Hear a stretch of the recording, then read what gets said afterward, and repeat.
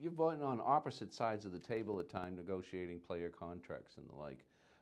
What type of player do you find is the best to negotiate with? Or in your time period with the Celtics, were there some that were particularly difficult negotiations? Or did Larry ever negotiate his own contract?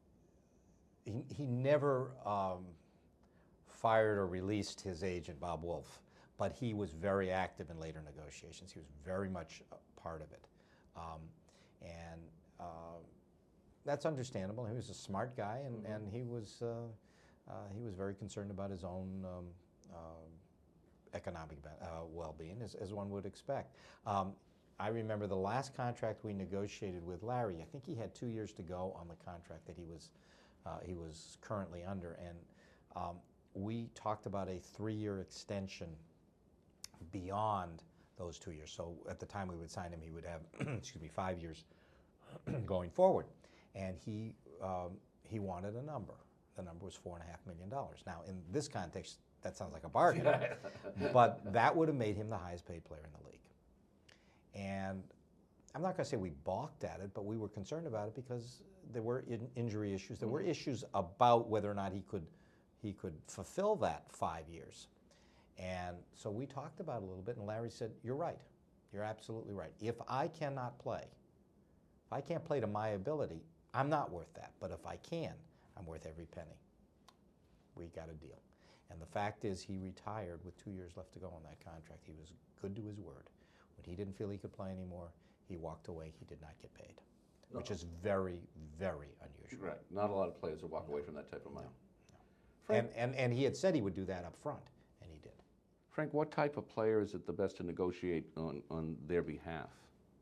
Well, the player who listens to what you tell him is regarding his value and what the market is, and doesn't listen to everybody around him, including other agents who are trying to steal him from him.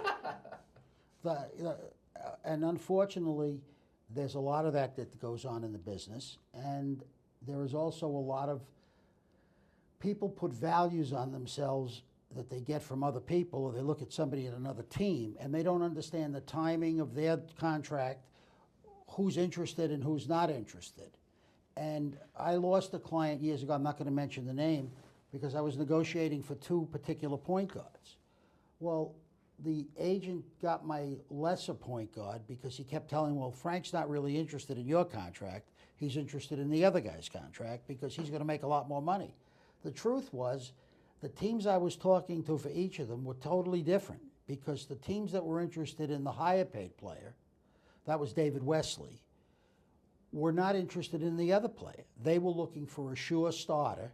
The other teams were looking for a backup guy. But, you know, everyone thinks he's a starter. A lot of guys think they're better than they are, and especially when their wives, friends, family, and some other agent are telling them different. And that happens a lot. Now, the whole notion of negotiating, is it all just about the years and the dollars, or are there other deals? I mean, for what I'm thinking about is the whole notion of endorsements, and that has changed dramatically over the last 3 or 4 decades. Well, from my standpoint, the players I represented was years and dollars. I didn't have the kind of players who got a lot. The only player I ever had who made a lot of money on endorsements, and he was a very unique player, was Manute Bol. And he made money for other reasons. And he was a great guy, but sometimes very uncooperative in making that money. Well, how so? Well, a lot of times the players don't want to do the things they have to do to make the money.